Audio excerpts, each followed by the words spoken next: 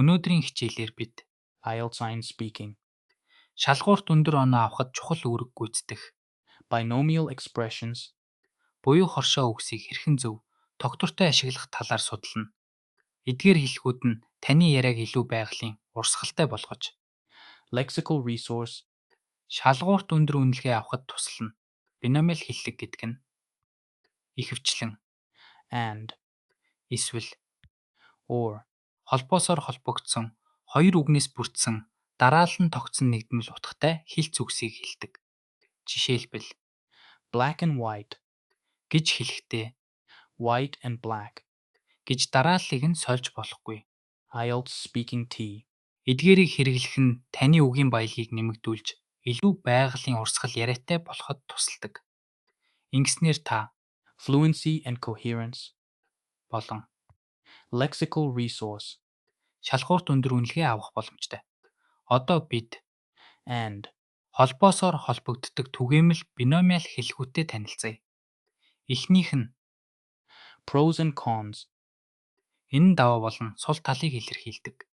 Жишээ нь every decision has its pros and cons, дараагийнх нь ups and downs, буюу амьдралын сайн муу үеуд, life is full of ups and downs, мөн black and white, энэ альва зүйлийг эрс тэс туйлширсан байдлаар харахыг хэлнэ.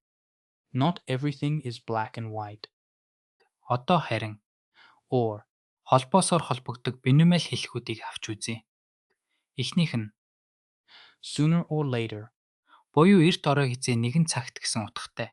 Жишээлбэл sooner or later, you'll understand the importance of practice, дараагийнх нь take it or leave it, энэ нь сонголтгүйгээр зөвшөөрөх эсвэл татгалзахыг хэлдэг.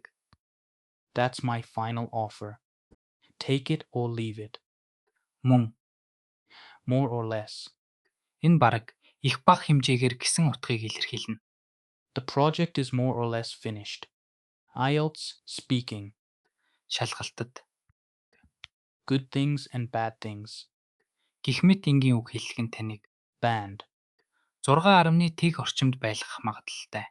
Харин living in a big city definitely has its pros and cons, гэх мэт биномиал хэллэг ашиглах нь таны үгийн баялаг, илэрхийлэх чадварыг нэмэгдүүлж илүү өндөр оноо, тухайлбал band, 8.1 тэг авахд туслана.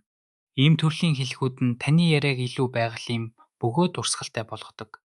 Одоо бид биномиал хэлхүүдийг бод харилцан ярианд хэрхэн ашиглахыг үзье. Энэхүү ярианд ups and downs, болон more or less, гэсэн хэлхүүд орсон байгааг анзаараарай. Энэ нь таны яриаг илүү байгалийн болгож, харилцагч таныг англи хэлээр чөлөөтэй ярьдаг гэж ойлгоход туслана.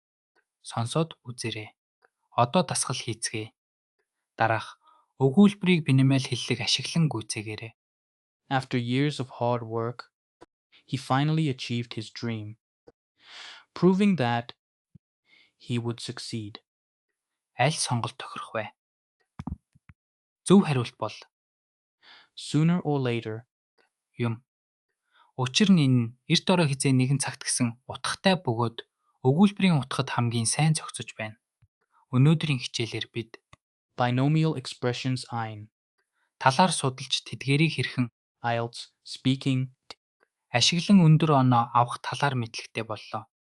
Эдгээр хэлхүүдийг өдөр тутмын яриандаа идэвхтэй хэрэглэж, fluency and coherence, мөн lexical resource. шалгуур үзүүлэлтүүдээ сайжруулаарай. Баяртай.